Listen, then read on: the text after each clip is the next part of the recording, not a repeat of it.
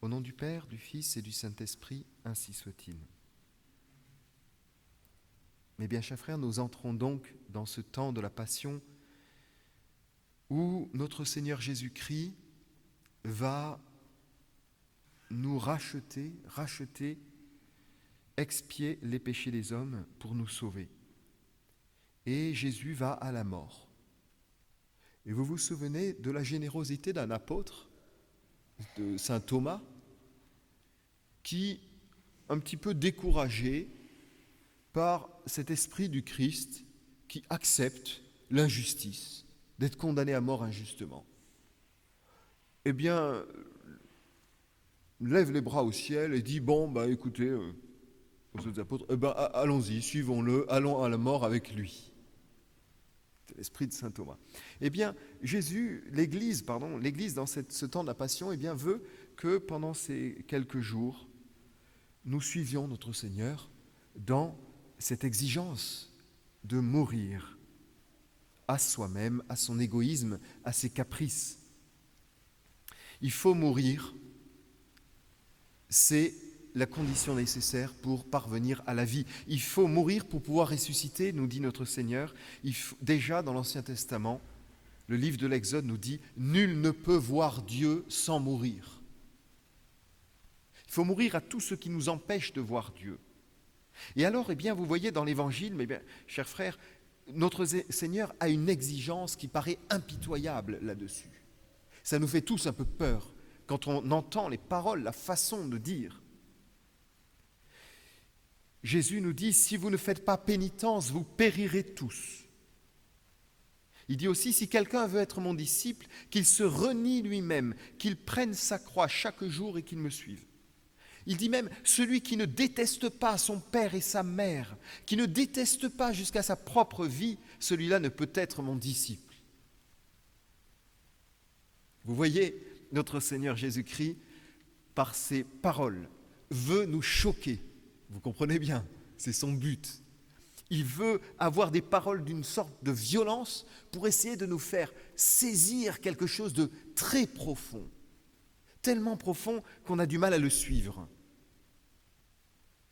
Et les conseils des auteurs spirituels, des saints, vous êtes ici au séminaire Saint-Curé d'Ars, vous voyez des conseils de Saint-Curé d'Ars qui disait à ses fidèles, faites pénitence pendant le carême, jeûnez. Et quand ses confrères prêtres lui disaient, mais monsieur le curé, comment vous faites pour convertir tant de personnes? Et le curé d'Ars disait, est-ce que vous priez pour les gens? Il disait ça au curé. Alors les curés disaient, oui, on prie pour les gens. Est-ce que vous vous privez pour les gens? Or déjà, il y a moins de curés qui disent oui. Et le saint curé d'Ars montrait l'exemple. Et vous savez qu'il était très, très ascète. On ne peut pas le suivre, le saint curé d'Ars. Il mangeait que des pommes de terre. Et il était même tellement ascète qu'il s'était abîmé l'estomac. Donc vous voyez, il y en a beaucoup qui sont, parmi les saints, qui sont très ascètes comme ça, mais en fait, ils suivent cette exigence de Jésus dans l'Évangile. Alors, bien sûr, si on en reste là, on se dit, c'est affreux, c'est pas encourageant. Alors Jésus nous fait comprendre pourquoi. En fait, quel est son but quand il nous pousse à la pénitence? Eh bien, ce qu'il veut, c'est substituer notre vie déréglée, notre vie de péché, à sa vie divine. Exactement comme le grain de blé qui a un germe de vie en lui, ce grain de blé. Et il faut que ce grain de blé, dit Jésus, tombe en terre et qu'il meure, que l'hiver passe. Et alors il va renaître, ce grain de blé, avec une force de vie nouvelle. Et c'est ce que Jésus veut nous faire en ce temps de la Passion. Mais mes chers frères, n'hésitez pas, et je le dis en premier lieu pour moi, vous le pensez bien, n'hésitez pas à être exigeant avec vous-même pendant ce temps de la Passion qui est très court. qui passe vite. Ne soyez pas tièdes. Je pense que c'est ça qui attire vraiment la grâce de Dieu sur notre monde. Les hommes qui ne sont pas tièdes, qui décident en eux. Et ça, il n'y a que nous-mêmes qui pouvons le décider pour nous. Personne ne peut le décider pour vous. Ni votre épouse, ni vos enfants, ni un prêtre, ni Dieu. C'est chacun d'entre nous qui prenons conscience de cette nécessité d'être un grain de blé qui meurt pour que la vie divine sorte de nous et pour qu'on produise du fruit, parce que en faisant mourir les œuvres de péché en nous, nos caprices, nos besoins très déréglés, eh bien, Jésus vienne et il déverse à grand flot sa vie divine qui fait produire du fruit. C'est ce que Jésus dit, je vous le cite. Il nous dit,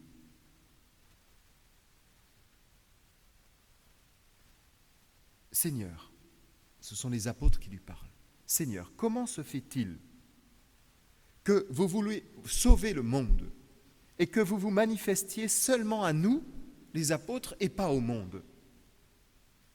Et Jésus répond, si quelqu'un m'aime, il observera ma parole.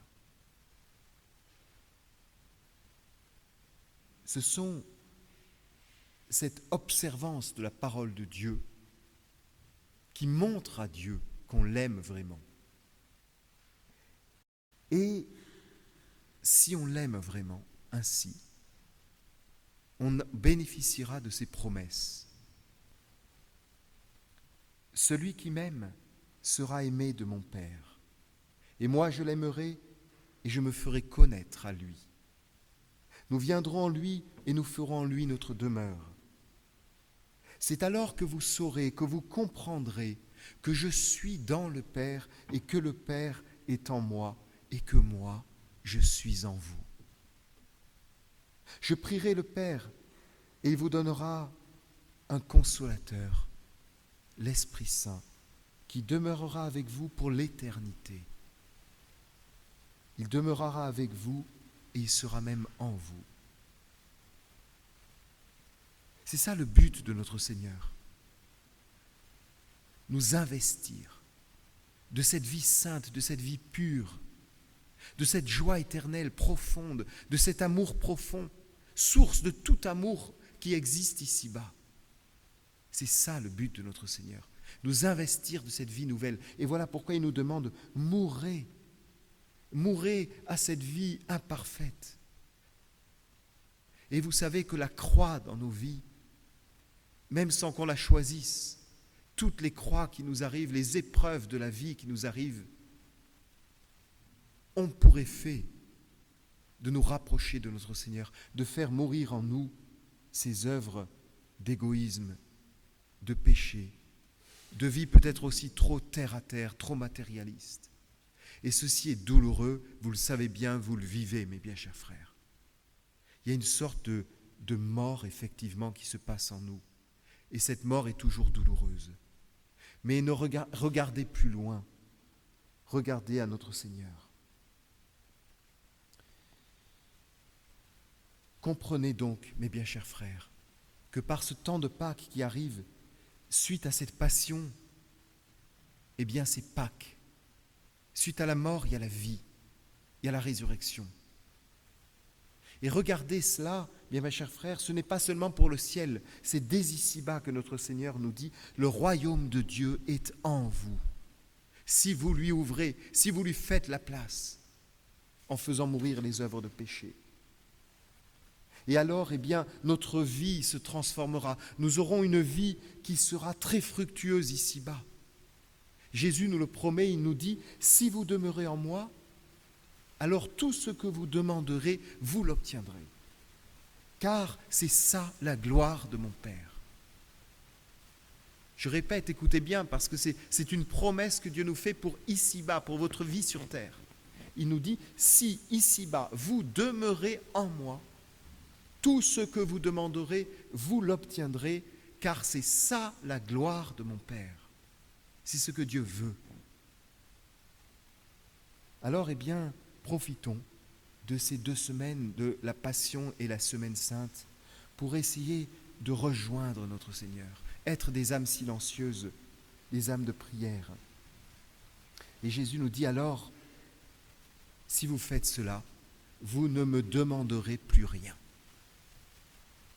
Car le Père lui-même vous demandera tout ce que vous demanderez en mon nom.